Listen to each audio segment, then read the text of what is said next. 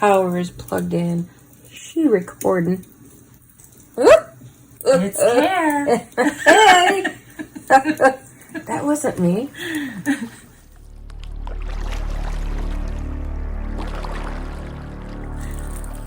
Hey there, Scare. Welcome back to My Take at the Lake. I have my friend LeAnn with me today. Hi, LeAnn. She is a fellow true crime buff and overthinker. Absolutely. So we get along quite well. And we are doing Criminally Crafty together this evening. I'm putting her to work as I always do. So if you're here for the tip of the episode, what LeAnn will be doing is helping me fill my ransom letters collection box. When I harvest magazines and I find pretty color font or different kinds of font, shiny font, all kinds of different things, I put them in I just clip them out and I put them in a baggie and eventually make someone cut them up for me. Happy to help. You're always happy to help. So it's just, there's not, again, these Criminally Crafty, So Crafty, It's Criminal events do not, it's all about no brain cells being used for the project. I found this perfect alphabet container. It's 32, they call them grids, 26 for the alphabet, and then a whole bunch of extra for ampersands, punctuation. Some numbers are in here. Some little tiny words are in here. And I got the idea from Cat Hand, and I'll link the video for her ransom letters video below. But so LeAnn is going to be just cutting up as many of these as she can this evening. I'm even letting her use my beloved fussy cutting scissors. That's how much I trust her. So I'll give you that. I'm going to be doing what I was doing the other night, in that I have this beautiful pile of 1950s embroidery floss, and I am going to be running them through some wax. That is what we're going to be doing. So she's going to be cutting up ransom letters. I'm going to be waxing and then winding up thread. So if you're here for the tip of the episode, that's all she wrote. Again, it's nothing terribly complicated, but that's what we like on these nights. We have the candles lit, we had a fire going. It's kind of a cold, rainy night here, and we're just going to talk about a true crime that LeAnn and I have been, we'll say following, or that we followed. It has culminated, and we'll talk about that momentarily. But the primary, so again, if you're here for the tip of the episode, your work here is done. Off with you, go. But if you're here to hang out and craft with us, or do a project, you might want to get your blue glue book out and do some gluing. You might want to get some magazines out and maybe harvest some magazines for your glue book or your projects. You may want to start cutting out some ransom letters or waxing some thread. Whatever you have to do, please pull up your project. Join us. Grab something wonderful to drink, adult beverage, or something cozy and warm like hot cocoa, and hang out with us for a while. This is going to be quite a bit longer and pretty chatty because we have a lot to say about this case. And definitely, what we're talking about this evening is a reasonable doubt times 1,000 or to the 10th power or whatever. We're talking about reasonable doubt. And the case that we're discussing this evening, if you missed the thumbnail, is the Chad Isaak's RJR murder trial. So I will just jump in and talk a little bit about my first exposure to the RJR Murders case was watching the opening arguments from both the prosecution and the defense. It was about a 2-hour long video that was on YouTube, on Court TV's YouTube channel. And I was fascinated from Jump Street.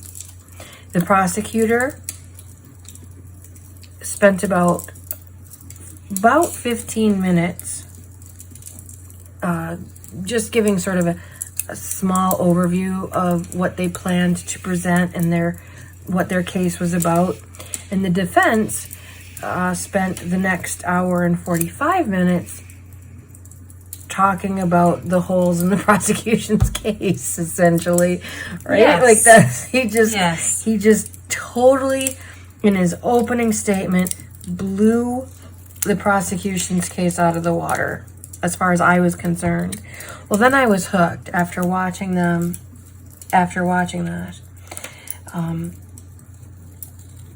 So I'd like to start with just a definition of reasonable doubt, since that's what we're talking about here. My understanding is, in a federal case, in a criminal case, not a civil case, but a criminal case, prosecution's burden of proof is to prove to a jury beyond a reasonable doubt that the person they're accusing of doing the crime did it. It's an extraordinarily high burden of proof compared to civil cases, which is just the preponderance of the doubt. That's correct. Of the evidence. LeAnn worked in a law office, so she has a much better understanding of these terms and whatnot than I do. I wouldn't swear to it. But beyond a reasonable doubt, that means to me, if there's any doubt, That's reasonable. then the guy didn't do it. That not that necessarily that he didn't do it, but the prosecutor didn't meet their burden of proof. Yep. That doesn't mean he's innocent. He could be guilty. But there's so much reasonable doubt in this case that I just feel the need to shout from the rooftops, like, where was the jury when someone was explaining reasonable doubt to them? So the legal definition of reasonable doubt, and I'm quoting from, I believe it was Webster's Dictionary online. Legal definition of reasonable doubt: the level of certainty and the degree of evidence necessary to establish proof in a criminal or civil proceeding. The standard of proof to convict is a proof beyond a reasonable doubt. Now, I have a teensy little problem with that because reasonable is pretty subjective. Like, you can read into reasonable. We all have our own version of what is reasonable. That's pretty subjective. That can be problematic. Note, well, we just talked about that. Preponderance of the evidence is the least demanding standard of proof, and that's in most civil cases. Is it more likely than not that this is what happened? That's civil preponderance of the evidence. Beyond a reasonable doubt means, oh my God, they have totally proved their case. I have no unanswered questions. I totally believe that this is what's going on, and they nailed it. Unanswered questions. And That's, oh my, buckle up, right? Because we got loads of unanswered questions from this case. We do. So reasonable doubt, that is what we are here to discuss.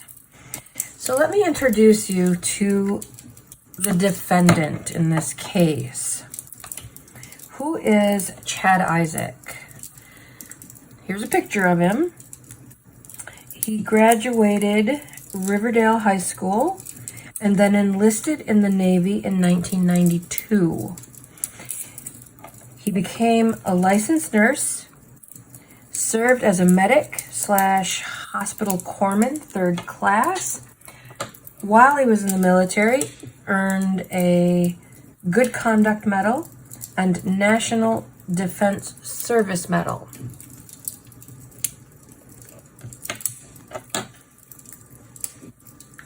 He was honorably discharged in 1997. He continued his service by graduating from the School of Chiropractic in Iowa, becoming a chiropractor and opening his own practice, at first in Hazen, but then he moved his business to Main Street in, his business is called Isaak Chiropractic of Washburn. He moved it to Main Street in Washburn, North Dakota, where he also lives in Washburn in a place called Northview Estates, which is a mobile home park / RV park, also in Washburn. In addition to his regular human chiropractic clients, he also did chiropractic therapy for pets. What a nice guy. What a nice guy. He was a pet chiropractor. On my notes, I have bonus points. Bonus. Absolutely. Absolutely. He was married. They had a daughter, and the marriage was ended in divorce. There's not much about his wife and daughter. They don't really have anything to do with this case, so we're not going to drag him into our conversation. He has some highly unusual habits. If you look at pictures of his home and how he stores things and things he buys and where he puts things, I'm inclined to think I sort of understand the divorce. Like, he's quirky. He's an odd duck. He is an odd But duck. odd doesn't mean guilty. Odd does not mean murderer. For example, he has highly unusual habits and storage methods at home. There's 15... well, this is at work. They said 16 pairs of shoes, same size, same style. Same shoe. Same shoe, 16 pairs of the same same shoe, same style. Those were in his office. So LeAnn and I are thinking he was maybe giving them away. Yeah, I'm curious about that because he was a chiropractor. The shoes that you wear do affect your gait. They affect your posture. He's a smart guy. Was he giving out pairs of shoes that he thought worked well for whatever condition? Right. Perhaps he had low-income clients that could not afford or didn't have the insurance that would cover decent shoes that would help improve your posture, help improve your back pain. So he bought these for them. There's a lot of reasons why a chiropractor might, or he really liked them. I just recently got every shirt in the color because I really like that shirt. So I bought, I had bought every one in that color, right? Or every color that they had. As a chiropractor, I would think that he would understand, again, the importance of your footwear, but you're supposed to change your shoes after every so many hours of wear. Well, if he's on his feet the whole day, how often does he need to get a new pair of shoes? And if he found a brand and style that really worked for him, why wouldn't he buy 16 pair at once? Right. And keep them at the office where he would be using them, wearing them, etc. Absolutely.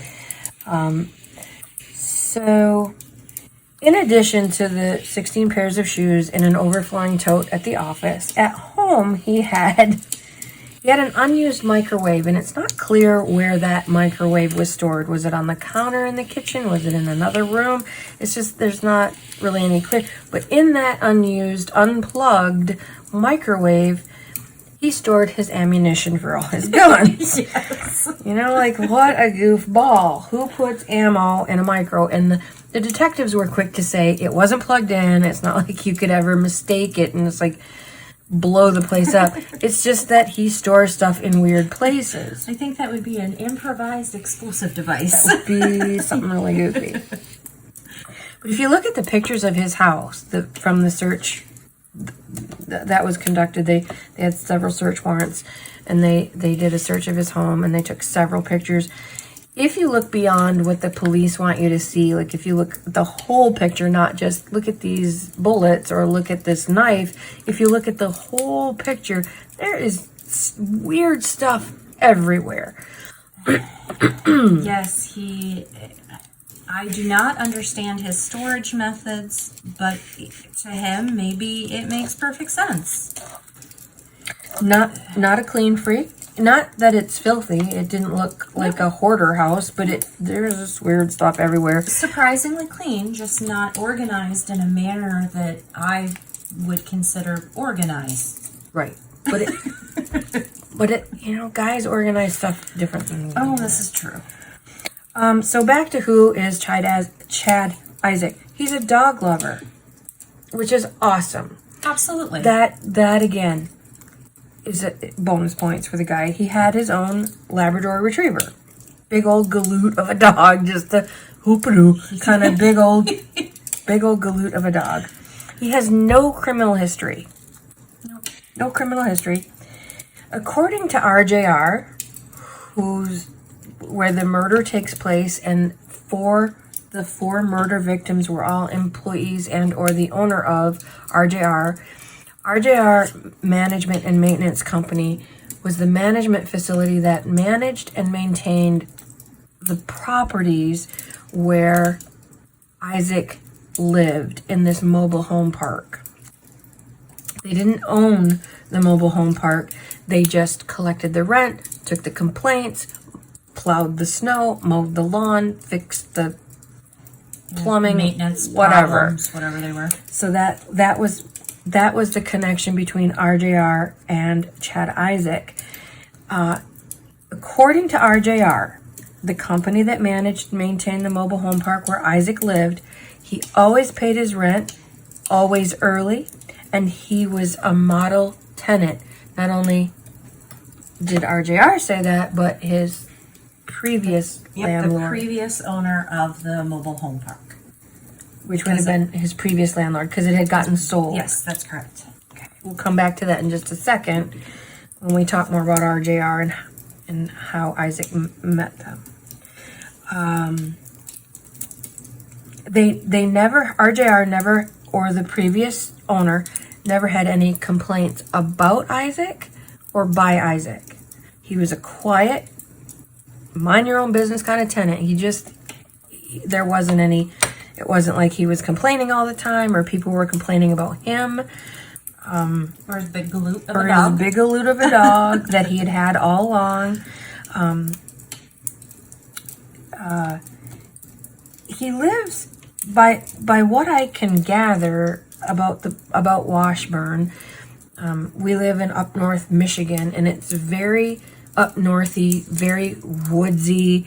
There's a lot of hunters. Oh, yes. So by being a hunter, you're a gun enthusiast and a knife enthusiast. I would just like to say, I think part of the hunter culture that places outside of northern states might not understand, at the opening season, or the opening day of deer season, we have a holiday that they call St. Antlers Day, and that basically means not enough men are going to show up to school, so they kind of cancel the day. It's a free day. That's how important hunting is. Right. And because we're up north and woodsy and hunting is so important, camo is everywhere. Camouflage clothing. Everywhere. That's the in style. You go to weddings and or funerals, and guys are wearing, women too. Proms are wearing camouflage. So camouflage and hunter / day glow orange are the in colors here. I would venture to say about 80% of the homes in this area have some camo, some hunter orange, Absolutely. in their closet, in their home somewhere. And it sounds like that's the type of place this all took place in. And Chad Isaak is not unusual that he has hunter orange, or that he has camo, or that he has knives, or that he has guns or ammunition. It's just part of the culture of where he lives. Another thing about Mr. Isaak is, the suspect was, according to the only eyewitness. The suspect was wearing, at first she said black jeans, and then we were talking about blue jeans. Who in this country does not have blue jeans or black jeans in their house? I'd also like to point out that in 2019, at the time of this crime, he still had a flip phone. Okay, so he just, technology is not a big thing for him. That's not necessarily neatness or KonMari type organization, just not his thing. He seems to be very quiet and very quirky. He seems a little nutty. But as you said earlier, that doesn't make him a murderer. That makes him quirky, quiet, and kind of nutty. It does, and maybe I feel so strongly about this case because I feel like I'm a little quirky, so I automatically feel a kinship with other people that I see as quirky. Hockey goaltenders, I am talking to you. Again, welcome to Up North. He wanted to help and to serve. He did that in the military as a medic. He got, as I said earlier, his degree in nursing while he was in the military. And he was interviewed by a news publication for a health and fitness insert into their newspaper in 2015, BHG News. And they asked him what was the most rewarding part of his job, and he said the most rewarding part of his job was being able to help people find a solution to their problems and improve their quality of life. Quote, "To me, the biggest thing about chiropractic is the ability to change somebody's life. When someone comes in and they've had a problem for years and you're able to totally change their life, that's the most rewarding thing." That does not sound like someone who 4 years later is going to decide to go wipe out 4 people viciously, which is what happened in the RJR Murders, which we're going to talk about in just a second. According to all members of law enforcement involved with this crime, according to the prosecutor's office and the defense team, there is no motive from Chad Isaak to kill. There is no motive. There's always a motive. Follow the money, follow the rage. There's always a motive. He just wanted to kill for fun. Right. Which is, she's quoting a quote-unquote well-seasoned investigator who was asked, do you look at motive by the prosecution? When you deal with these kind of cases, do you look at or for motive? Well, yeah, that's a big important part of what we do. Well, what's the motive here? Well, some people just kill for fun. So this guy's like in his 40s. He's not abused animals. In fact, he's helped animals. He's not cut the ears off squirrels or drowned kittens. There's no record or any history of that. He wants to help people, and all of a sudden he just flips his nut in his 40s and says, I'm going to plan and execute a murder of people brutal, vicious murder of people I barely know. 45 minutes away. I'm not going to keep it easy. I'm going to drive 45 minutes away. He just all of a sudden, for no reason, according to law enforcement, according to prosecution and defense, for no reason other than some people just kill for fun. Can I just say that's a total bullshit answer? You don't have an answer, so you're just going to go, oh, some people are thrill killers. And that is entirely true. There are thrill killers. Absolutely, there are thrill killers. Chad Isaak is not one of them. No, I think even with thrill killers, you see that element of something leading up to it. You see abuse to animals. You see the peeping Tom. You see the defiance of the law. You don't just wake up one day from being an upstanding, serving citizen And say, yeah, today's the day I'm going to turn into a thrill killer. Just for fun. Just for fun. Which is, like I said, just a bullshit answer. So let's talk about the crime.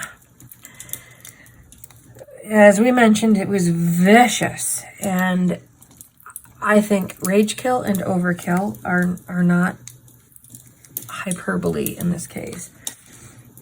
Robert Faulkner, who co-owned RJR with his wife. He and his wife Jackie, Robert is his name, purchased RJR from the man RJR himself, who started the company and sold it to the Faulkners.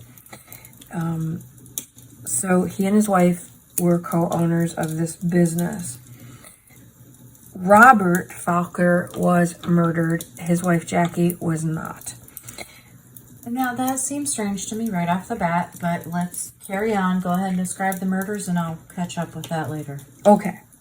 Also murdered on that day, this was April 1st, April Fool's Day 2019, were co-workers William and Lois Cobb. They were employees of RJR and best friends to the Faulkners.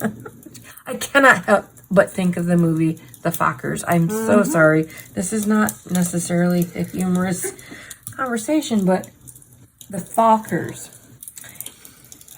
Also killed that day was Adam Fuhrer, also employed by RJR. Bless you. Thank you. So each of those 4 people was viciously murdered at the RJR building in the early morning hours of, as I said, April 1st, 2019. The building is in Mandan, which is in Morton County. Bless you. Thank you. Which is 45 minutes away from where Chad Isaak lives and works. Each of these 4 people was killed at the RJR building via stab wounds and or gunshot wounds.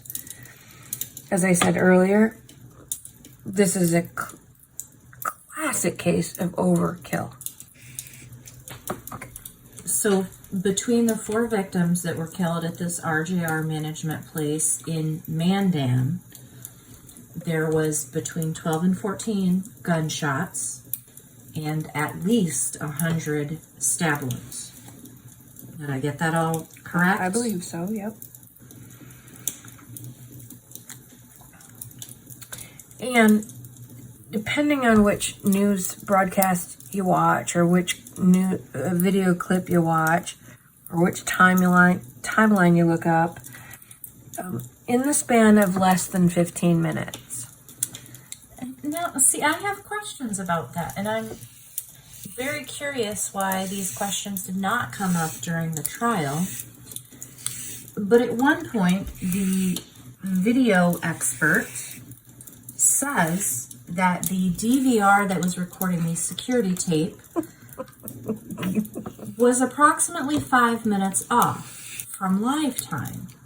So when we're talking about 13 minutes, are we talking about 13 minutes based on the DVR footage? Are we talking about 13 minutes based on the DVR footage time and some of the other surveillance footage time that they got? 13 minutes, 15 minutes is close enough, but I do have questions about that. Because there was a discrepancy because the RJR clock was off on the recording apparatus. But either way, if it's off, it's still 15 minutes, less than 15 minutes, where the killer went into the building, came out of the building, peeked around the building, walked around the building. Yes, how strange. Stabbed over 12 to 14, shot 12 to 14 times, stabbed over 100 times. That's physically exhausting. Let's just hit on that. And then left all in the course of 15 minutes. that raises Clean. lots of questions. Yeah, left clean. When the victim, the suspect leaves, and he or she is clearly visible on the surveillance camera, there's no blood on that person. And this is a vicious, bloody crime.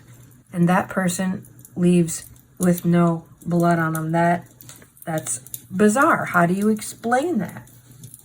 Oh, wait, they don't. They don't. They just don't. Some people kill for fun. Yeah, and we're just not going to explain that.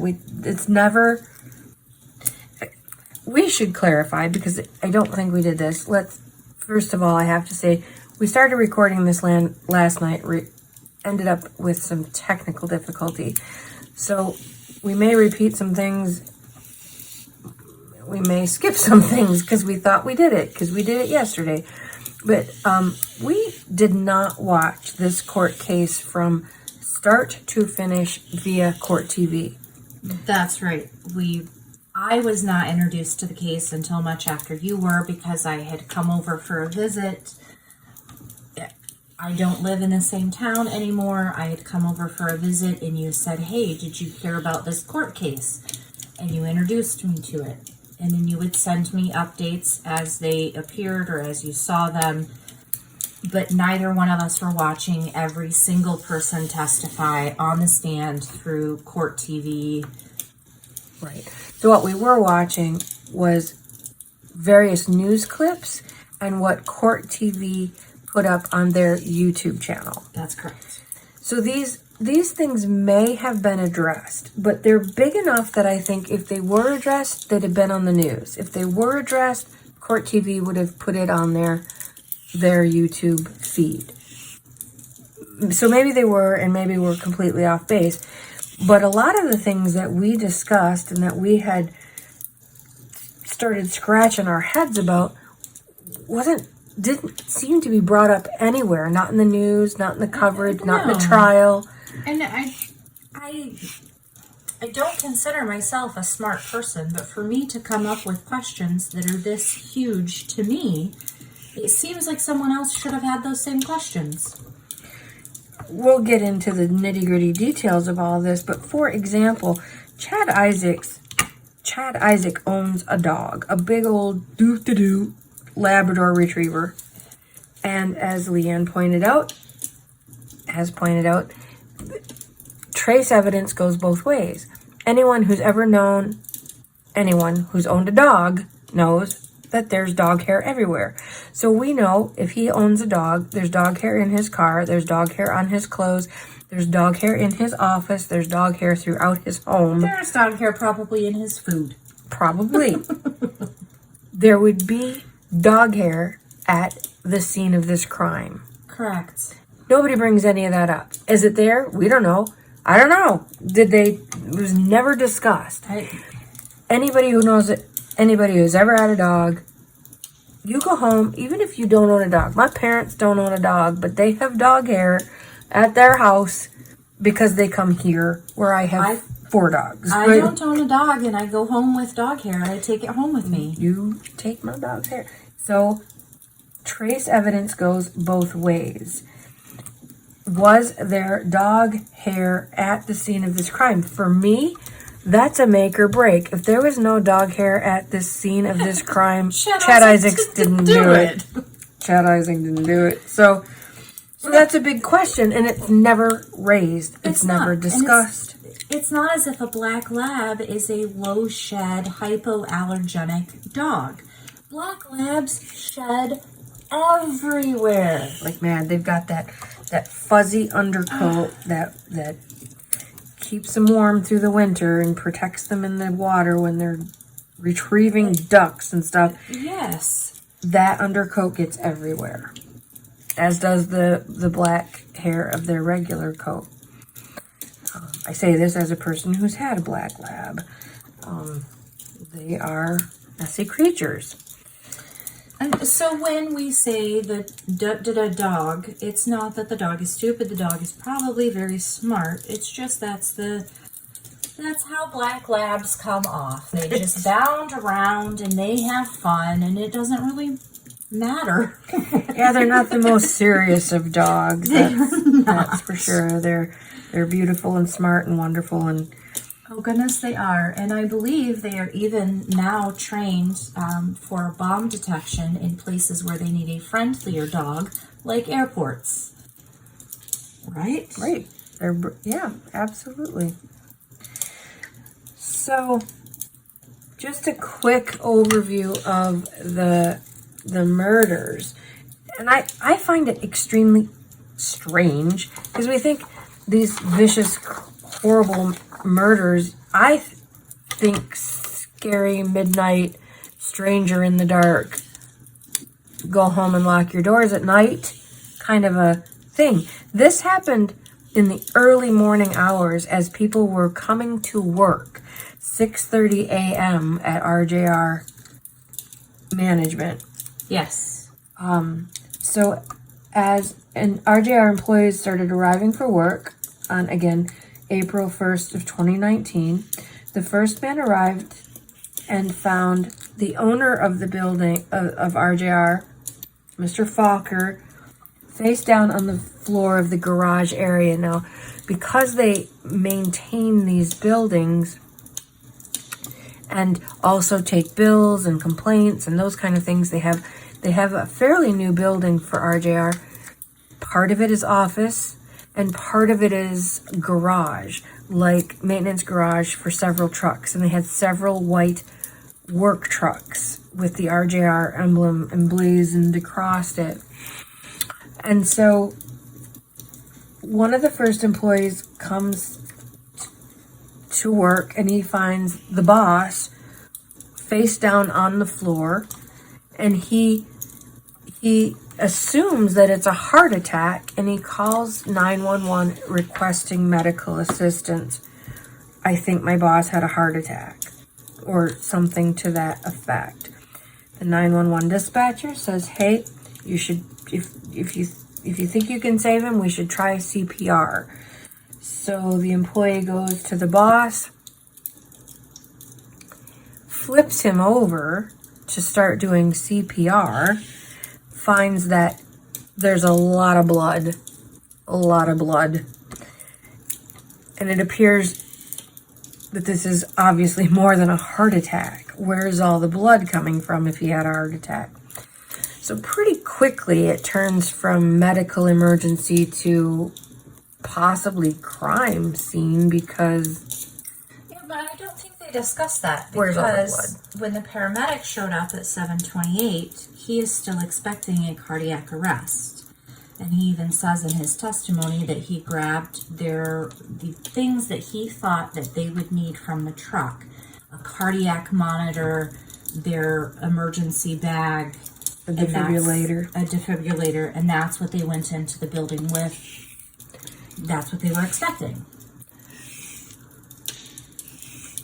So the guy, I mean, if the guy's going to do CPR on him and he flips him over, he immediately sees, but maybe that just didn't get translated from the dispatch to the EMTs in time. Or from the guy to 911. Who knows? So the EMTs get there expecting a medical thing, and they see a lot of blood. They call for police because it's obviously not a heart attack.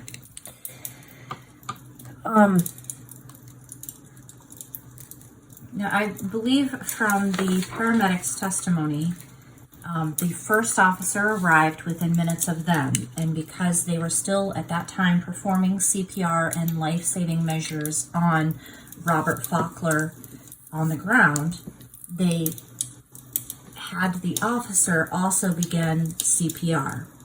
So his partner, the paramedic who testified, his partner was an EMT. The EMT and the officer were taking turns performing CPR on Robert Faulkner. Interesting. Trying to save him. That's correct. Which they did not do. He passed. That is correct. Now, mixing different parts of our story here, I suggest that he passed before the paramedics even showed up. Absolutely. Because the coroners noted several large lacerations on his head and face, but nowhere in the paramedics' testimony or in this first employee that showed up after everyone was dead is it noted that he was bleeding profusely from his face or head. The only time you don't bleed is when there's no blood to pump. Right, when your heart is stopped, you're not going to bleed because it's not moving. And if you've ever cut your head, you bleed profusely. Absolutely. Bloody nose, you bleed profusely. Cut your scalp, you bleed profusely. So there would have been some commentary, holy Hannah, why is he bleeding so from his face? Yes. There were several cuts and whatnot. So that suggests that those injuries were caused after death, which to me, again, screams overkill, screams rage kill. Yes, and it just, I'm sure all of your viewers know, but we are not medical professionals. If a medical professional out there has another theory as to why someone would not bleed from a head wound, please. Or face wound from, because he was cut from eyebrow down to the base of his nose. Yes. That's a, what is that, 3.5, 4 inches. No blood. No blood. No profuse bleeding. None that's noted. Right. Shortly after the police arrive onto this, what was assumed to be a medical problem is now obviously something more than that. They find a second body. Yes. Shortly after that, a second body was found in the same area of the building. Nope. The second body was inside the office. Adam Fuhrer, the last body found, was the other one that was in the shop. And the shop is pretty big. This is correct. When I was hearing the word shop, I figured 2 or 3 vehicles in, but it was very large. It had at least 4 or 5 RJR vehicles, plus the boss had bought a play car, like a bump and run car of some sort. They at least one, and they had bought a just to tinker on, just to play. Boys will be boys.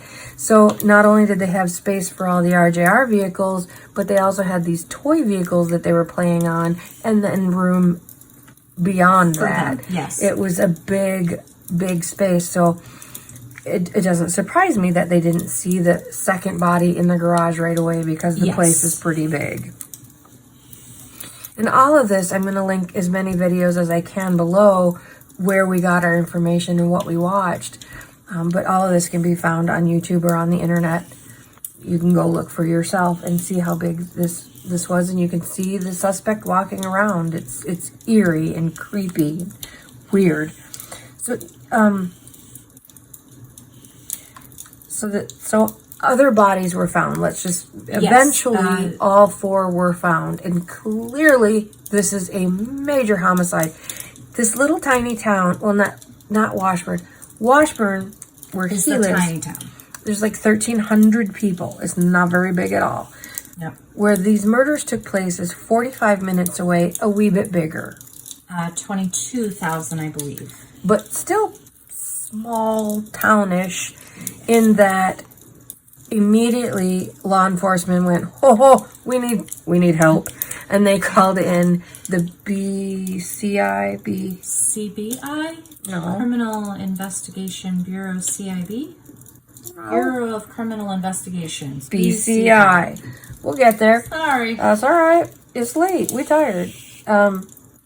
They called other law enforcement agencies and this crime bureau for assistance, because they immediately knew this was bigger than something that they dealt with before. They are out of their depth. They're out of their league. Absolutely. So let's backtrack just a teensy bit. Murders took place around 6:40 to 7 a.m. Yes. Around there. Mm-hmm. By the time all of the law enforcement come and all the emergency medical technicians and teams come, and as this is happening, people don't know. So RJR employees are showing up for work, and they're wandering. They're coming in, and and wandering about what at first was thought as a medical emergency is now a crime scene, but no one's treating it as such. People are coming in and going out and coming in and going out. People were bringing people food. Like it was several hours before a log to show who was there was even started. I want to say it was about 11:30. So that's 4 hours from the time of the crime's occurring to when they started logging.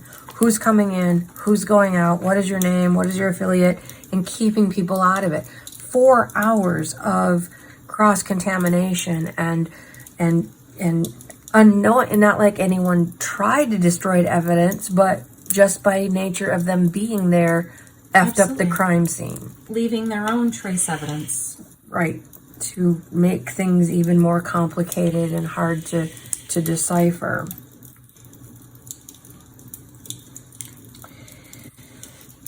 Also of interest, one of the RJR vehicles was missing. RJR work truck, that's correct. An RJR work truck was missing from the facility. Now, our boy, Chad Isaac, I keep saying it incorrectly, Chad Isaak drove an Ford F-150 white pickup truck. And that is what an eyewitness had seen someone suspicious, a McDonald's employee. McDonald's is a couple of blocks away from the RJR building, but she had noticed that there was a suspicious person in the parking lot walking toward McDonald's, having a face mask on. And the reason she called it in as a suspicious person was because it was April in North Dakota. It wasn't even her words, not even that cold. Why would he have a face mask on? It was a camouflage face mask. She said he was 5'10" tall, wearing a camo face mask, blue or black jeans, and boots with a 95 on them. Very specific detail. That 95, we'll come back to it in just a moment. Well, I think the height is kind of specific too. But Absolutely. If you've ever noticed at convenience stores or banks where they often get robbed, they have those multicolor measuring sticks, tapes on the wall. Yeah. And it's because it's in the way of a surveillance camera, so that if they're robbed, they can measure or gauge how tall their suspect is. That's correct. This person did not go into McDonald's. He was, or she was, outside. And yet this McDonald's employee said he or she was 5'10". Very specific. Not 5'10" to 6 foot. Not 5'10" or over. Not 5'7" to 5'10". There was no range. There was no range. Just a very specific. 5'10". That was on the day of the murder. Now, she had no idea about the murders. It kind of all happened all at once. She saw this suspicious guy. She, in a separate incident, called to report this suspicious individual. She said that he got into the vehicle, a white pickup truck, and drove away with his mask on. Kind of weird.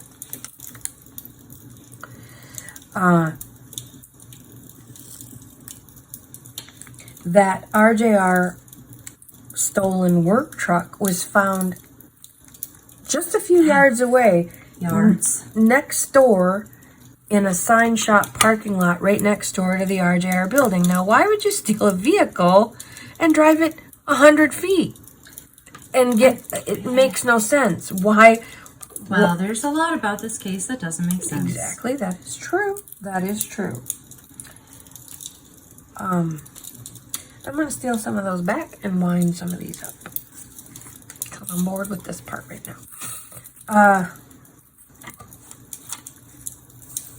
So based on that McDonald's employee's very specific, she called in, so it's recorded, and she said what she said to the 911 operator. I want to report the suspicious person with these features and this look.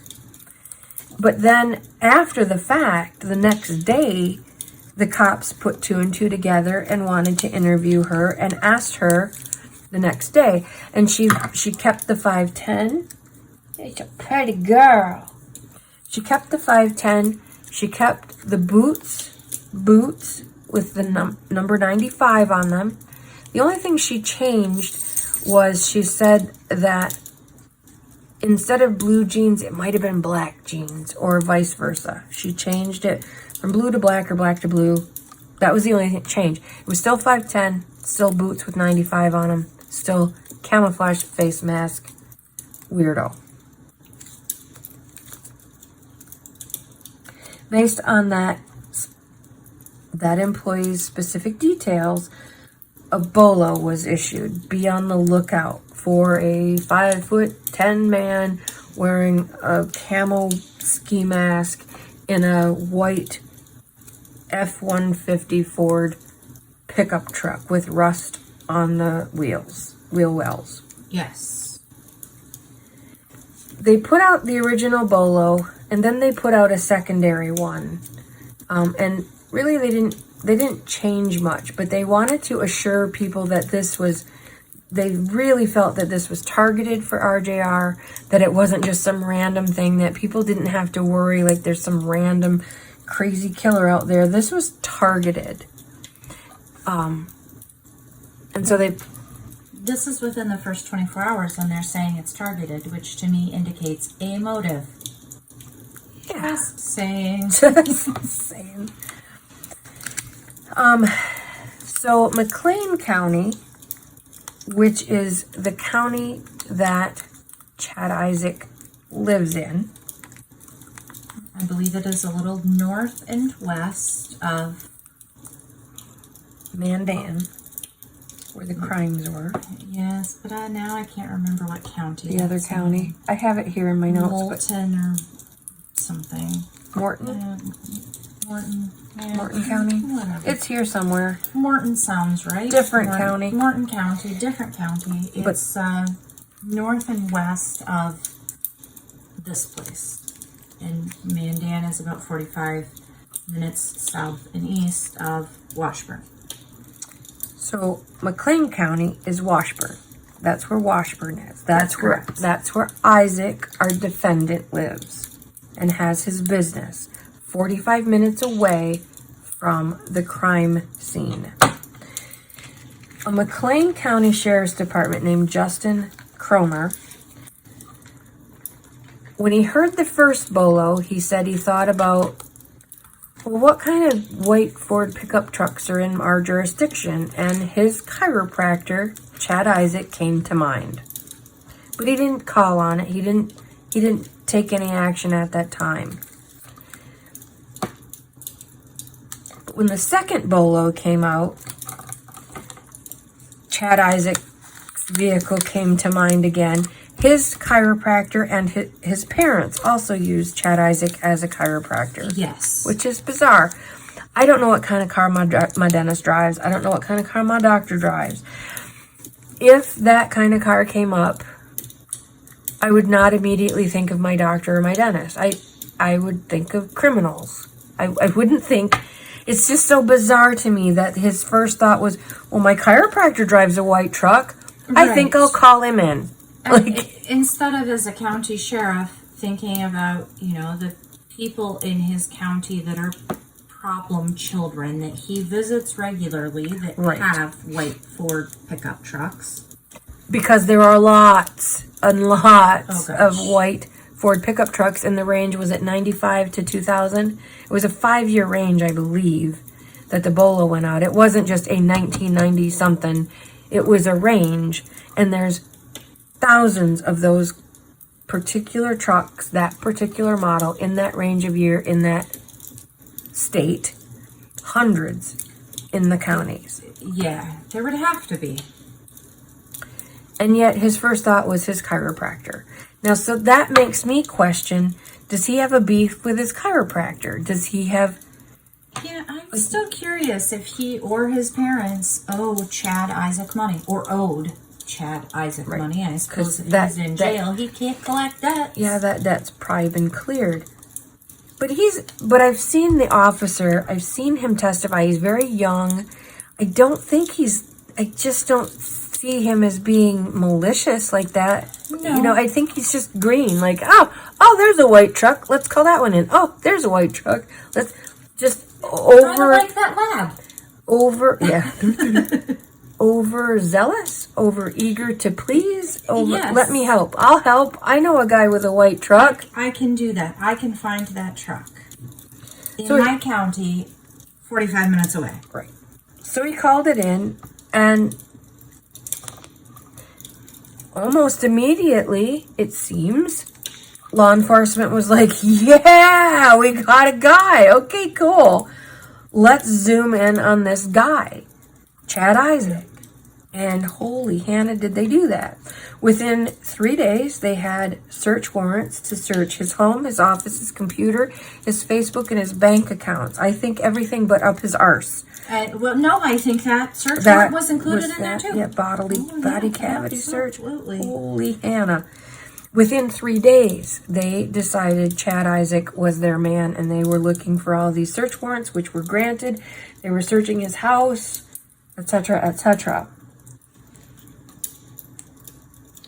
The same McLean County Sheriff, this Justin Cromer, also said he had seen his chiropractor. It's a very small place. Washburn is the one with 1,300 people. He'd seen Isaak walking a lot, either walking his dog or just out walking for fitness, or walking the walking path or bike path or whatever they have there. And he had a very distinctive walk, and he describes it as if someone was Cross-country skiing. right. So, and he makes that with his arms. He made sure to show the jury. The only way he could describe it was as if you're watching somebody go cross-country skiing. So that tells me he's got a wide gait and he swings his arms when he walks. Very distinctive walk. I believe he even asked if he could get up and just show it. And he did. Yes, he did. And he said, I could tell Chad Isaak walking a mile away. Something like that. Like he could recognize. It was so distinct. He could recognize it at quite a distance. He always knew, oh, that's my chiropractor walking down or walking his dog or whatever. That, I did not see that in the video, in the surveillance video. That doesn't mean it's not there. It just means I don't see it. But we're talking about reasonable doubt here. It's all about reasonable doubt. So he's got this very distinctive walk, but we don't see it on the video. That's reasonable doubt.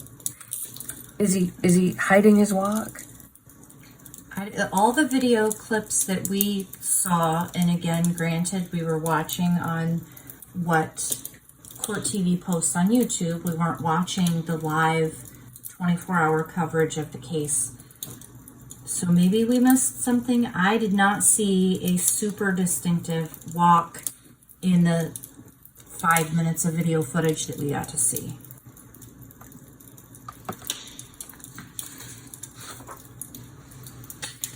So a lot of the media, and as a former reporter, I'm not attacking the media at all. We get a bad rap as it is, but media and the prosecutor's office, I'm sure that it originated with the prosecutor's office, but they made a big deal out of a lot of things that they thought they had, or they said they had on Chad Isaak. And we're just going to kind of go through those one by one, not all of them, but some of them. So one of the things that they said they had in their overwhelming list of evidence against Chad Isaak had to do with the clothing. The suspect, and I encourage you to click on the links below and watch some of the videos. It's so eerie, this suspect who's just walking around as if he owns the place. He's not looking up for cameras. He's not afraid someone's going to catch him. He's just walking around like he owns the place. However, he's got a face mask on, a day glow orange. In one video, it looks like a jacket. a Carhartt style bulky zip up jacket. And in another part of the video, it looks like a Dayglow orange pullover hoodie. No zipper. It looks like a different guy. With the kangaroo pouch on the front. Right, with the hand pocket. Yes. Yep. Yes, the first one looks like it has side pockets like a jacket, a Carhartt jacket would have. And the other video looks like the hand pouches. Very different. It looks like two different people who, oh, goodness, yes, it does. Called each other and said, let's wear this costume to work today. And they both, whether it's one person or two, are walking around not in a hurry. They're not afraid of being caught. The lights are on. It's bright. It's as bright as daylight in there because all the fluorescent lights are on in the garage. They never once look up to see if they're being on camera. No, whoever it is or they are were smart enough to wear a mask, but also knew to avoid the cameras. Right, because by sheer coincidence or not, these vicious 4 murders, all 4 people were killed off camera. Yeah. Now, Chad Isaak has never set foot inside that building. How would he know where the cameras are? How would he know where the cameras aren't? Wouldn't he look? If he were new, wouldn't he kind of go like, I hope I'm not on camera? A guilty, scared person would be kind of looking around. Yeah, and but if he were unaware of the cameras, I would think that stabbing some 4 people 100+ times and shooting them 12 to 14 times is probably pretty sweaty work. I might take off my ski mask. He doesn't. He keeps it on. or jacket. Or jacket. Or that those Carhartts are ridiculously hot and heavy. Goodness, yes. They're hot and heavy when you're not doing anything aerobic. Let alone trying to speed stab people for 100 times in less than 13 minutes. So, the list of evidence, we're talking about clothing. The suspect seen going into RJR building is wearing a hunter orange ski mask and balaclava, or it's interchangeable. Some people call them ski masks, some people call them balaclavas, same thing. And what looks to be a bulky Carhartt style hooded coat.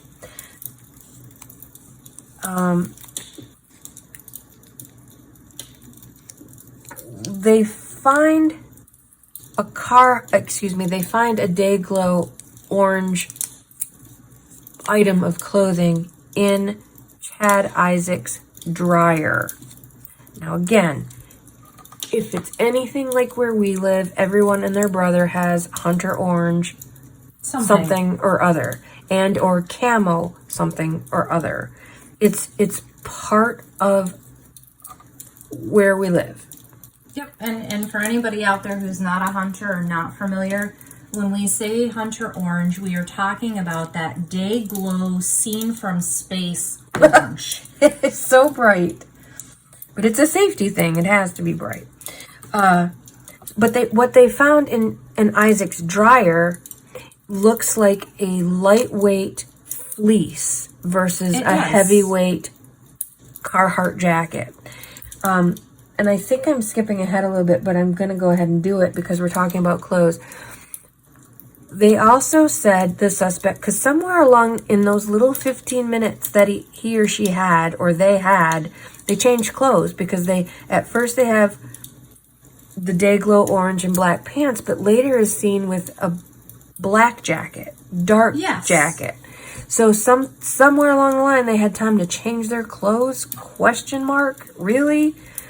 So the cops, we found black and orange clothes at Isaac's house, and and I'll put it up here. This quote unquote black jacket, if you look closely, is not a black jacket. It is a brown Carhartt with a black quilted lining. Now these are not, some Carhartts are reversible. The Carhartts with the black lining generally are not reversible. So it's not like he could have been, of course you could wear it inside out for sure, But the cops saying, we found a black jacket. No, you didn't. Yeah, I don't think that's the style anymore. You Not didn't. Since like Crisscross in the early 90s. It's the inside out stuff. Right. They did not find a black jacket. They found a brown Carhartt. But one of the things, the thing that caught my attention, hi Riley, in the opening statements of the defense was he opened with the confirmation bias problem that authorities have in this case, and just a short little explanation about confirmation bias. It's an issue. It's a big issue. It's listening to and only focusing on things you already believe rather than being open to everything that's out there. Correct. Searching out things that affirm the beliefs you already have, as opposed to being open-minded and listening to opposing points of view that might challenge your already held beliefs. So perfect. They decided Chad Isaak was their guy. And if it didn't fit that story, then they ignored the evidence. For example, he has no motive. Law enforcement say he has no motive. Prosecutors say he has no motive. Defense says he has no motive. Isaak says, I have no motive. There has to be a motive. Even the widow on the stand kind of alludes to that. We never had any problems with him. Nobody ever complained about him. He didn't complain about anybody. He paid his rent on time. He was a model tenant. The previous landlord said he was a model tenant. They had no problem with Mr. Isaak. So there's no motive. But that doesn't fit their case. And so they have this seasoned detective come out and say, well, some people just kill for fun, which is a ridiculous, stupid statement for a seasoned detective. Some people just kill for fun, which is true. We know there are thrill killers. We may have already discussed this. They don't start in their 40s. And they don't start with random strangers. 4 people slaughtered that are going to be found in 10 minutes. No. It just makes no sense. But that's the problem with confirmation bias, is that they're absolutely closed off to anything that doesn't fit their narrative. It doesn't fit our narrative, so it's not important. Like we found a black jacket. No, you didn't. You found a brown coat with a black lining.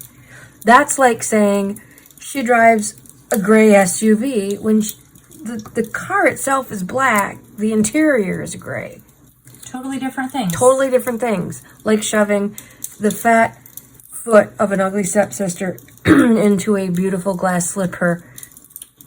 Just because you can cram it in there doesn't mean it's the right fit. Confirmation bias doesn't fit their story, they just disregard it. Or they try to make that square peg fit that round hole. Chad Isaak did it. He's quiet, he's quirky, he's weirdo. You look at his house, he stores ammo in his microwave, he must be killer. No, he's just a weirdo. Yeah. But if he had millions of dollars, he would be eccentric. So be a weirdo. Right, exactly. If he had a lot of money, he would just be eccentric. So going back to the McDonald's employee's original description, before she even knew there was a murder, and I don't even know if the second interview she was told there was a murder. I'm sure it had hit the news by then, so she was probably somewhat aware. But going back to that original description, she said very clearly he had boots on. And all those weirdo pairs of shoes that he has, they're shoes. They're tennis shoe slip-ons. They're not boots. They didn't find boots. And the girl said this weird specific detail that the boots had a 95 on them. She said it in her original statement to 911, or when she made her original complaint. And when the police re-questioned her the next day, she repeated that odd detail, boots with a 95 on them. Once they locked into Chad Isaak, we never hear another word about the 95 boot. No, and just to add this in there, Chad Isaak is 6'4". That is quite a ways from 5'10". And at the time, I can't remember now if the McDonald's employee said he was skinny. He was skinny. 5'10" and skinny. 5'10" and skinny. 5'10" and skinny. And at the time of the murders, Chad Isaak was not skinny. No. He's 6'4" and he was kind of bulky. The videos of him in court, he's thin, but stress and anxiety will do that to you. He's been in jail for how long? If you're being accused of these horrific crimes that you may not have committed, that'll take a toll on your appetite. And you're going to probably drop some weight from stress and worry and anxiety. You just don't eat. And he's in jail. Who wants to eat that shit anyway? So, at the time he was arrested, he was not 5'10" and he was not skinny. But they arrested him anyway. They did. Based on, I think my chiropractor, he drives a white, well, there was a white pickup truck in the surveillance video. That's why they were looking. The McDonald's employee had reported the white pickup truck parked in their parking lot, and the weirdo with the face mask said white pickup truck. And there was a white pickup truck seen in the surveillance video. That's why it went out on the bolo. Part of the reason it went out on the bolo. There are lots and lots and lots and lots and lots of white pickup trucks in North Dakota, in those counties, in those tiny towns. But we never hear about the 95 again because they never found boots at Isaac's and they never found boots with 95 on them. So we'll forget that ever was a thing. We're just going to never mention it. That doesn't fit into our storyline, so it's not important. It's not important. So we'll move on from the clothing to the next part of their overwhelming evidence against Mr. Isaak, to the handgun parts. And I kind of feel like I want to jump ahead. This is way back on my notes, but these murders took place on the 1st of April. Yes. 3 days later, the law enforcement had decided it was Isaak and had requested and were granted several search warrants to search everything about Isaac's life. In that same 3 days, and we'll talk more about all the other possible suspects, but in that 3 days, they eliminated dozens, if not hundreds, of other suspects, including some major players that have far more motive than Isaak ever would, and built a case against Isaak enough to get warrants issued for everything he ever owned. You know, that's a lot of work in 3 days for a small police department. It almost seems like they got the warrants to build the case, not that they built the case to get the warrants. And sometimes that's how it happens. I mean, you have to, you have your suspicions. I agree. Sometimes that's how it happens. But yeah, I think that, well, let's just talk about the widow for a moment. We'll come back to her later. But the widow of the owner of RJR has far more motive and reason, and we'll talk about that later, to murder these people. She knows the place. She knows where the cameras are and are not. She knows where the doors are and are not covered. Which doors are on surveillance. And which aren't. She knows the people. She knows their habits, when they come, who comes first, all those things. Of 4 victims, 1 is her husband, 2 are her best friends. And 1 is another really good friend that she really, really liked. They interviewed her. That's correct. They talked to her and decided, oh, it's not her, and let her go. She's not a suspect. She's not a suspect. She's not considered a suspect. Chad Isaak, on the other hand, they had all these arrest warrants, applied for and received all these arrest warrants for him. Search warrants, I'm sorry. And arrested him before they ever spoke to him. Yeah, there was no interview first. There was no interview there to weigh in whether or not they just they just arrested him. They searched everything he had and arrested him all at the same time. Like, Yes. it all happened all at once. So he didn't have a chance to think about it. But they let her go. They just talked to her and went, yeah, that's not. But She him, said she didn't do it. we're gonna take We him. should believe her. We're gonna take him down, like, because we decided it was him. Our guy said that, you know, it was him. Bizarre, just bizarre. So another one of the part of the overwhelming evidence they think they have against this man is handgun parts. There were handgun parts, pieces and parts of a handgun. No barrel, no chamber, just parts of a gun in a Tupperware jar, a little Tupperware bowl with a lid on it that said Chad veg soup on the lid. Clearly something he took his lunch to work with, so he could, you know, like, no one would. Doesn't reuse their plastic, Right. whatever, ware. And when you take your lunch to work, you better label it, or someone's gonna eat it, right? You're going to be going hungry at lunchtime. Because someone's gonna eat it all up. So obviously it was something that he had used and reused. He had put these gun parts in the freezer.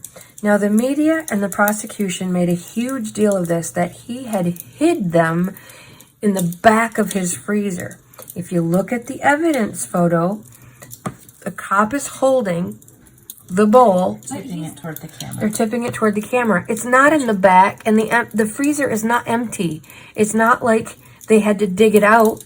They're still full of stuff. And oh, by the way, there's a lot of weird shite in his freezer. Yeah. There's a huge box of donuts with 1 or 2 donuts in it.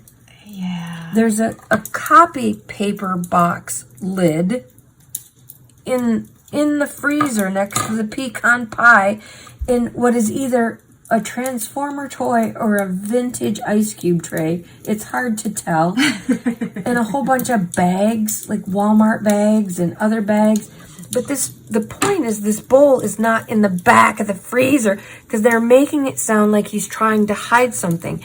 It's just sitting there. I think at one point they even say that he mislabeled or intentionally. Yeah, he labeled it vegetable soup to throw things off. No, he didn't. He used it as vegetable soup holder when he took his lunch to work. And then use your fucking head.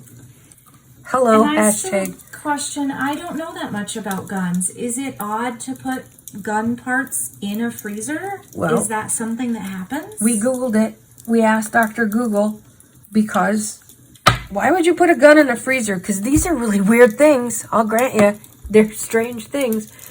And I found a website. Anyway, he suggested putting something like a barrel. If the tension is wrong on the barrel of a gun, put it in the freezer overnight and it'll fix the tension problem. I don't understand any of that. But that makes more sense to me, that a gun guy would figure out some reason, like for some reason put gun parts in a freezer, than a guy would randomly kill 4 people viciously that he doesn't even know. Just on a whim. And then he gets home, takes the gun apart, and puts the parts in the freezer to preserve the evidence. I'm not sure why they would suggest that he would do that. He's got a 45-minute drive home. Why not chuck things out the window? I don't know. Right? Doesn't make any sense. Freezing it would destroy the evidence. You put stuff in the freezer to preserve shit, Right. not the other way around. Right. And again, they keep saying it was in the back of the fridge. Their own pictures don't show that. It was just sitting there in the freezer. I said fridge. I meant freezer. It's just sitting there. I know they didn't take all those things out of the freezer, find that, put them all back in, take the picture. No, that's not how that they works. didn't. So that's not how it works. So, again, reasonable doubt. They're trying to make the shoe fit.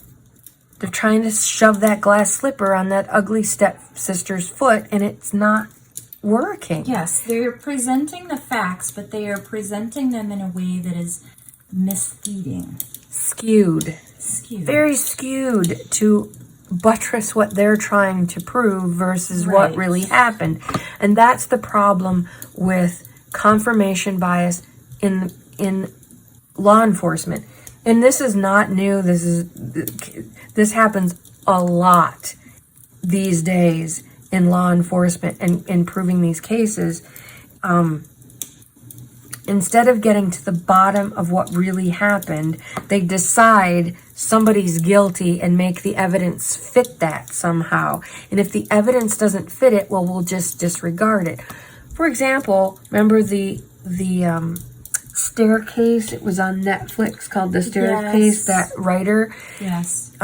He just kept saying, I didn't kill my wife, I loved my wife, I didn't kill my wife.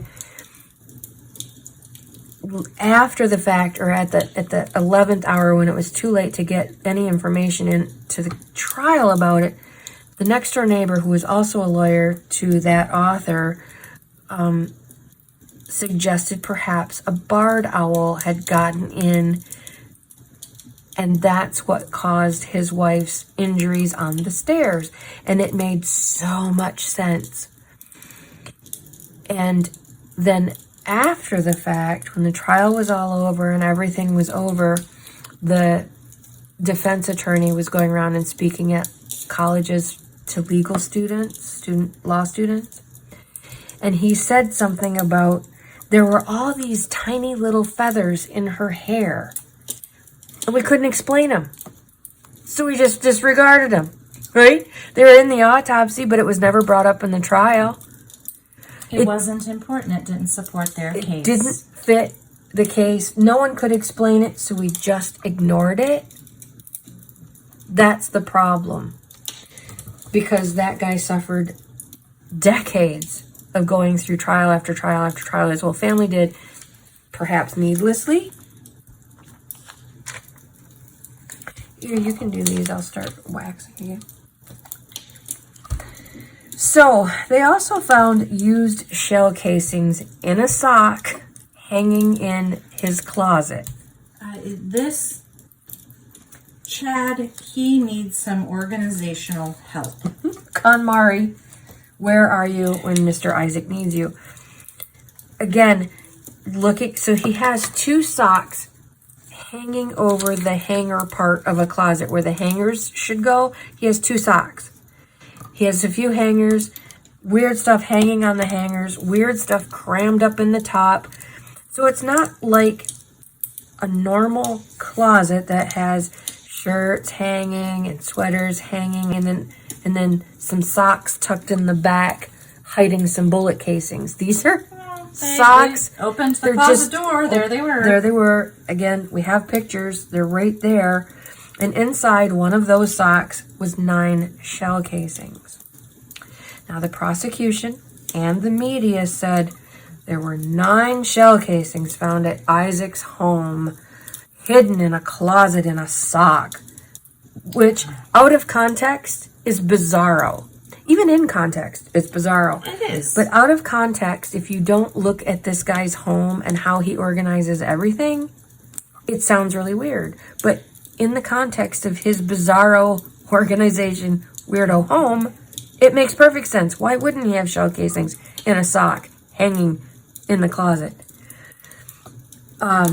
So they made this big deal. Prosecution especially, they wrote that 9 shell casings, 9 gunshots. There were 9 gunshot wounds, 9... Oh gosh, they made such a big deal out of that. They just rode that horse until it was tired. But during the trial, the prosecutor, who I don't even have time to get into how pathetically immature and unprofessional she was. She was the one who made the opening statements, and if you have the patience, go ahead and watch her for 15 minutes. It's embarrassing to watch. I'm embarrassed for her. She's so pathetic in that opening statement.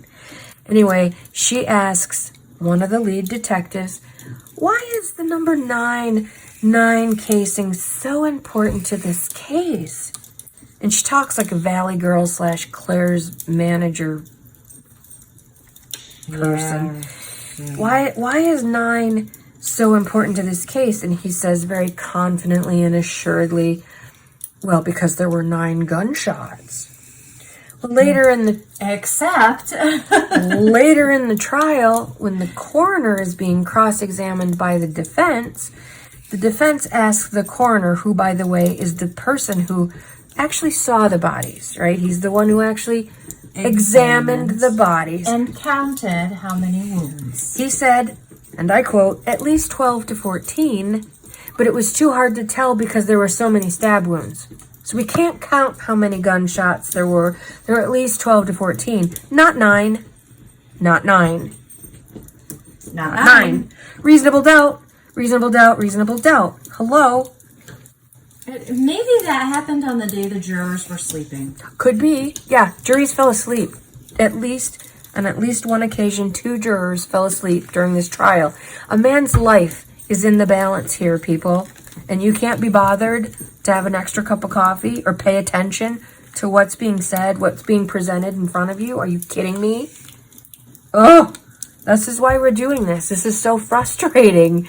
None of these things were brought up. No one seems to be discussing it. It's not in the comments. I don't know. Goodness sakes. So, the other thing was, in cross-examine, the prosecutor tried diligently to get the gun expert to say those 9 shell casings were the same as the ones, as the bullets retrieved from the bodies, and he couldn't and he wouldn't. He would not commit to that. He wouldn't. And he did a fantastic job. I think he brought in excellent models so that he could not just use his industry jargon about the markings that were left on the shell casings and the bullets, but he had models that were large enough that he could hold them up and explain to the jury the rifling. Well, if I were to use layman's terms, that's the scratches on the bullets or on the casings. He did an excellent job, I think, as an expert witness. Right. And as an expert witness, did not cater to the prosecution and say, oh yeah, beyond a reasonable doubt, though, because he couldn't. He couldn't. He could not answer her question the way she wanted it, or the prosecutor's question the way they wanted it answered. He couldn't say whether the casings at Isaac's home were from the same gun or even type of gun that had fired the bullets that killed these people. So let's move on to the knife. Because they were stabbed over 100 times, in about 100 or more times. It's difficult to tell there were so many, according to the coroner. They were repeatedly stabbed. Now, they were shot and stabbed. Can you say overkill? Can you say rage kill? That's not a random stranger killing somebody for fun. That is personal. That is, I fucking hate you, and I want you to die, and then I want you to die again, and then I think I'm going to cut your face. Yeah, then I'm going to try to cut your face off. Then I don't want to see it anymore. No, ever. That's personal. Okay. So the knife that made these 100 stab wounds also caused, according to the coroner, a great deal of bruising. That's correct. Around the stab wounds. Because? It had, I'm not sure the terminology that he uses, it's either a knife guard or a blade guard. And basically it is a piece of metal in between the handle and the blade that prevents your hand from slipping from the handle to the blade after it's all bloodied up. Because that happens a lot. It does. When people are stabbing other people, if they don't have a gun, a knife job with a guard on it, it gets slippery. And quite often, stabbers get injured because their hand slips around that blade and they have nice telltale signs of, oh, I just stabbed somebody. Well, and they leave their DNA on the victims because then they've cut themselves and they leave their DNA in these... Either on the victim or at the scene. Because they're dripping blood as they leave because they have injured themselves. Absolutely. That did not happen in this case because the knife used for the RJR murders had this guard on. That's correct. That left bruising because whoever was stabbing them so viciously that that guard in between the blade and the handle caused a bruise. Several bruises. Yes, ma'am. So the cops, they swarm in with their search warrants and they go and they find a knife in Chad Isaak's washing machine. Here's the knife. There's no guard. There's a no guard. No guard. It does have a bent tip, which is odd, but it's a teeny tiny, I'll put the picture up here. It's a teeny tiny little bend in the tip. After stabbing someone that many times, Four someone's that many times, that teeny tiny little tip would have broken off, you would think. I mean, it just doesn't make any sense. Well, and not just that, but if the blade tip were hooked like that after, say, the first person that he stabbed, it would leave a different distinctive mark in the next victim that he stabbed. As it's coming out, it's going to be Absolutely. it's going to be injuring in a different way, leaving different marks, which would be notable to the forensic specialists. Yes. And none of those things were brought up. No, they don't fit the narrative. They do not. They fit our narrative tonight. Right. One of my favorite parts is that the jurors were shown what media called a video that had been stitched together by investigators and the prosecution team. They cut out, and this came out in the trial from the video expert who was paid to edit the videos. They cut out, was it 20, more than 20 trucks? 27 or 28 other white trucks. Pickup trucks. That's correct. So that the jury only saw the suspect's vehicle. Yes. Now, why would they do that? It did not fit their narrative. That there were other vehicles that could be considered? I'm still questioning if they followed the right vehicle because of that time difference between the RJR surveillance video and the time that they picked up that truck on another business's surveillance video that might not have the same 5-minute lag. There's so many. There's so many white pickup trucks. But I think in other instances it might be called cherry picking. It's certainly, again, skewing. And that's the game of our justice system. Who can tell the better story? And it almost by default requires you to skew it. And people do this all the time. They tell the story that serves them best in the way that it puts them in the best light. I mean, it's human nature to skew evidence and to skew stories and to put yourself in the best light or make yourself look better than perhaps you are.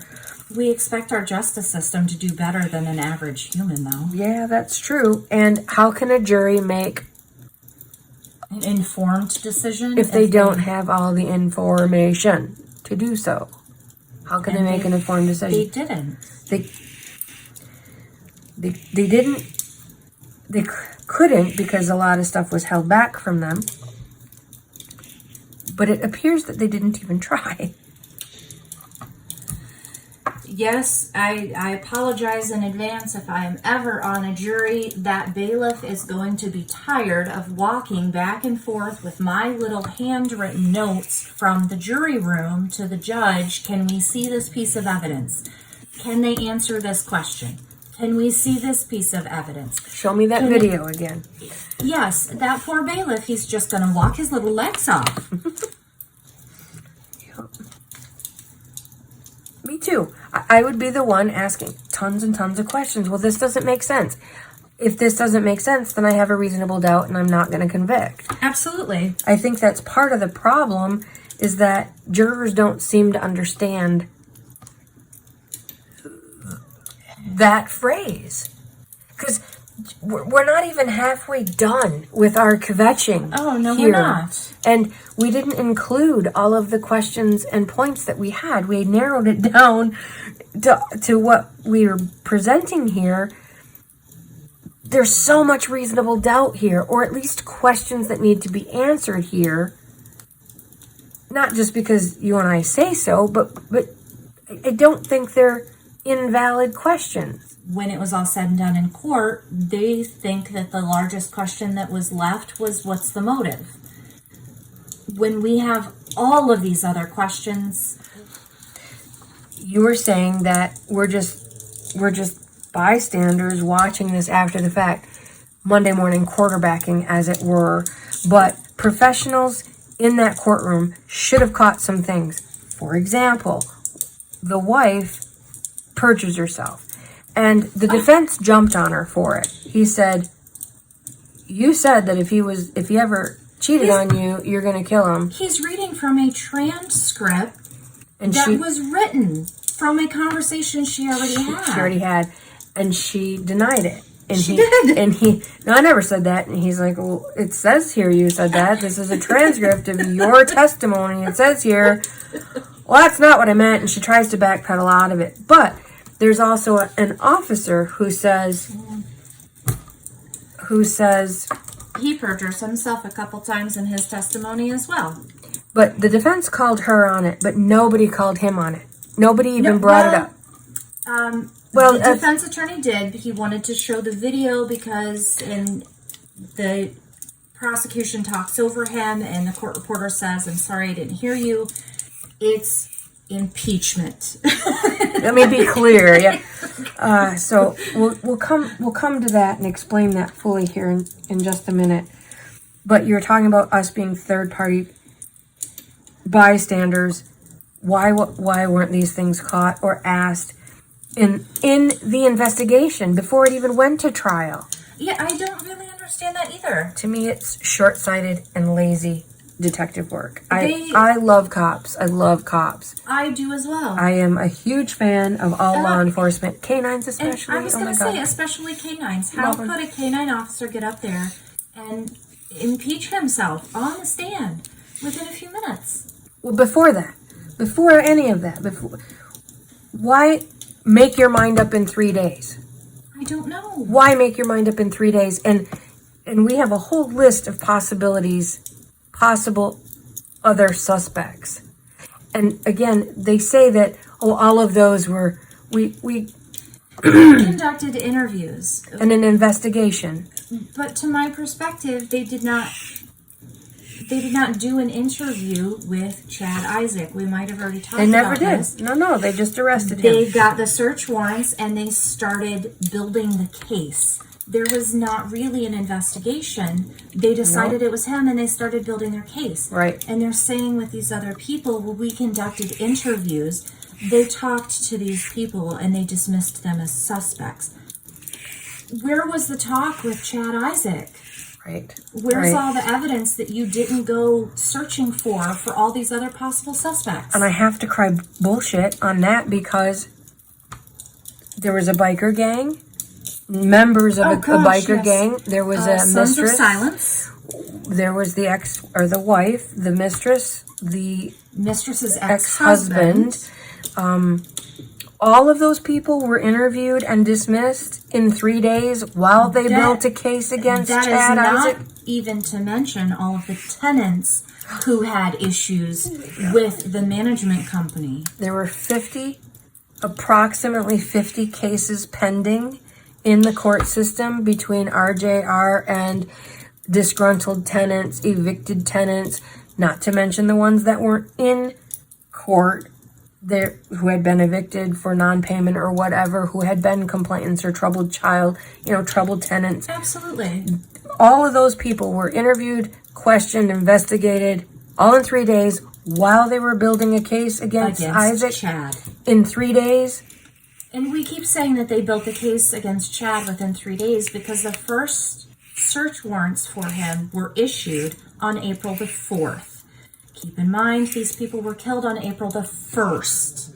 That is 3 days to get enough evidence together to say we need a search warrant for Chad Isaak. Several search warrants. Several search warrants. House, business, computer, phone, bank accounts. Flip phone. bank Yes, his accounts. little flip phone. God love his pea-picking little flip phone heart. DNA, clothing. Yep. They found no trace evidence on him. No trace evidence connecting him to this crime. Not a drop. It was another thing. I may be ahead of myself, but since we're talking about no trace evidence, and I don't want to say inept investigation, but media and prosecutors made a big deal about the whole house smelled of bleach when they served that search warrant on his house, when they conducted this search of his house. And that's just not true. It is not. And that, again, that I'm not sure if that's confirmation bias. I'm not sure if that is, and I'm probably getting off track here again, but over a year, your memory of the events degrade. Or change. Or change. You embellish. You do. You tell yourself the story. They've arrested Chad Isaak, so you build up these other things because Chad Isaak is guilty. That's who we arrested. It must be him. I remember when we went in there and his whole house smelled of bleach. However, and I'm sure this is where you were going, there were 2 reports that mentioned bleach. One of the reports... At the time of the crime. At the time of the crime, at the time these arrest and search warrants were issued, the 4th of April. One of these reports, in searching his house, only mentioned bleach as a cleaning agent in the bathroom. I have bleach in my bathroom, I just want to say. I have bleach in my bathroom. I also have bleach in my hallway closet. In my kitchen. Are you going to start calling me Chad Isaaks because I happen to have bleach in my hallway closet? Weirdo. I know. So, his whole house did not smell of bleach. One item smelled of bleach. I think it was the gloves. They found some gloves that he had washed in bleach. And you can see that they're discolored. He did bleach them. And they were hanging somewhere to dry. He had a kitchen chair, I think, turned over, so he had the gloves on the back, on the legs. Which again... So they're kind of hanging there like this, so they can dry. So they would dry. Yep. Not something I would do, but the few things I know about Mr. Isaak, totally an Isaak thing to do. I think I'll flip the chair over and dry my gloves that way. Absolutely. Makes perfect sense. The gloves smelled of bleach. Yes, they did. And they make a big deal. I just want to mention this while we're talking about this, about the clothes being bleached. As far as we can tell, in the original report, the statement is the clothes were freshly laundered. They were in the dryer. Right. Not bleached. And going back to the knife was found in the washer. Yes. How many people put a knife in their pocket? Well, I was going to say, they made a big deal out of that. He was trying to hide it. No. I can't tell you how many times my lip gloss has gone through. Yes, or a lighter? Yeah.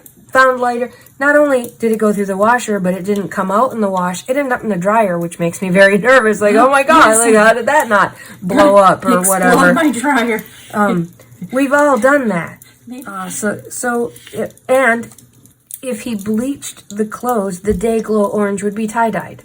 Oh, absolutely. That black Carhartt jacket would be... It would have big splotches on it. It would be a mess. So he did not bleach the clothes. He bleached the gloves. And I believe somewhere in his arrest report, it shows the clothes that he was wearing, his hands. He had been painting something. Now, do I think it's that odd to clean some gloves that maybe you've been painting with bleach? Or maybe he used the gloves to protect his hands while he was bleaching whatever surface he was getting ready to paint. I don't think it's that weird. No. What I find is weird is that no one bothers to think about other reasons why.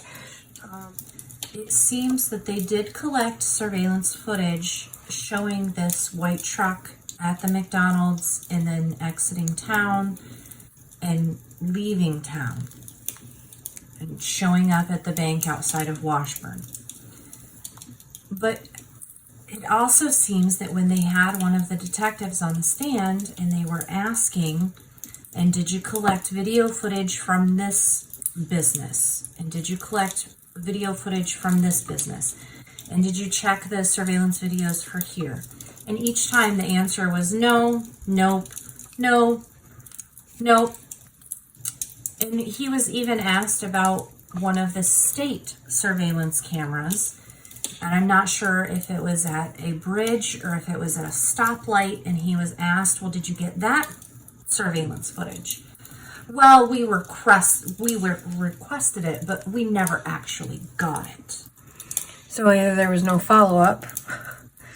I can't imagine that a police department would ask a state department, hey, we need this footage for this quadruple murder, and the state said, nah, we don't have time. Like, blew it off. So does that mean, I think that means there was no follow-up. I can't imagine, it got lost, somehow it didn't happen, but they didn't give a shite enough about it to follow it up. Why would they? They had their guy. You had mentioned that they can't even prove via surveillance footage that Chad Isaak left his home. They don't have him driving to the place. They don't have him driving that 45-minute ride. And a lot of the time, I thought for a long time that this all happened in one city until you pointed out it's a 45-minute drive in between. It is. And there is no surveillance footage that shows Isaak leaving his home. Well, I shouldn't did not collect any. Yeah, let me rephrase. Yeah, I shouldn't say that there isn't any. They just didn't collect any. But don't you think that if there was some that proved it was their guy, that they'd have collected it? I don't know. They thought they had enough evidence, and clearly they did. The poor man was convicted. But once they had enough evidence, why keep searching for evidence? So we'll move on from the surveillance footage and we'll go to the blood evidence. And by blood evidence, you don't mean the blood that's on the ground inside the RJR building. We're talking about the blood evidence that does not appear in the surveillance video of this man leaving in the orange jacket, pullover, whatever it happened to be. And we're talking about the blood evidence on the RJR and Chad Isaak's truck, right? Which, can I just say, throughout the trial, the suspect's vehicle is a white Ford F-150 pickup truck. And there was a white work truck stolen from RJR and moved 100 feet, several yards, just in the next parking lot from the scene of the murders to the next parking lot for some reason. And there's blood evidence. They discuss blood evidence in both of those vehicles. But they don't really make it clear which one they're talking about when. No. They just say blood evidence in the truck. However, and I don't know if this is just one of those memory things after the fact, or if this is how my brain has decided to organize this. Now, the way I understand it is on the outside handle of both the passenger door and the driver's door of the stolen RJR vehicle, there is trace evidence of blood. That's correct. And in that trace evidence on that stolen vehicle, which was stolen by the suspect, there is blood of some of the victims, at least two of the victims. A mixture, yes. A mixture of the victims. There's also trace evidence blood found on Chad Isaak's truck. Inside. And that cannot exclude those people, but it does not include them. That's right. That's slippery. Isn't that slippery? Like it is. The one that they know was at the crime scene, they know was at the place where these people were murdered, that clearly has the victim's blood on it. On two different doors. Yeah, if there's only one guy, why would both doors be opened if there's only one suspect? And especially, it seems to me, unless you just really had a working knowledge of when people showed up to work, once you were done slaughtering people inside, you'd be in a hurry to get out. You're not going to wander around to the passenger side to open the door there. For what purpose? Would you do? For what purpose? That tells me there was more than one person. I think so. Why else would you need to open 2 doors? Yep. So, in Chad Isaak's vehicle, inside, where they found trace evidence of blood. Now, remember, he has a dog. Remember, he is a hunter. Remember, he jogs, and I don't know. I get the feeling, for some reason, he might be clumsy. I don't know. Maybe that's just an assumption on my part, but there's blood evidence. There's traces of blood in the car, and they can't exclude the victims. Right, but that does not mean it's their blood. It just, either the sample was too small, it might have been the same blood type, it might have been blood from one of their family members. There's a million different reasons why they might not be able to exclude them. Right, but on the vehicle that is known to be at the crime scene, it's clear the victim's blood is there. So that just tells me that they're grasping for straws in Chad Isaak's car. It does, and that goes back to the confirmation bias. Instead of presenting it to the jury as we just presented it, excluding and including are 2 different things, they make it sound as if this blood evidence is the same across both trucks in all the places it was discovered, and it's not. No. Part of the reason that there's so many sticking points, I think, for me, is the language. Being such a language Nazi that I am, these things matter. How you say it and what you say it, including, yes, it's their blood and they can't be excluded, are 2 very different things. Very different things. They are. So the blood evidence, so there's reasonable doubt there.